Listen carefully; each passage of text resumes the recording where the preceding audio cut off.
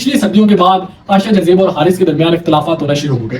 छोटी छोटी बात पर नोक झोंक से इख्तलाफात तक बात बढ़ी और इस फरवरी में दोनों एक तरह से सेपरेट हो गए।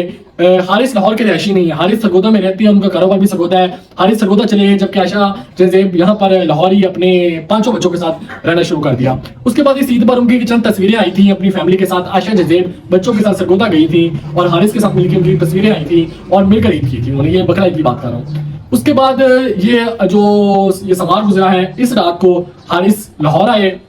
अच्छा, ईद में मुलाकात हुई तो ईद में वहाँ पे आपस में उनके इख्तलाफात तो चल रहे थे, किसी बात पर लड़ाई शुरू हुई, हारिस ने तशद्दुद किया तो आयशा वापस आ गई और इधर आके लाहौर में अपने घर में मुकीम दोबारा शुरू हो गई। ये बात मीडिया पर ना उन्होंने लाई और ना उन्होंने किसी से इसका जिक्र किया।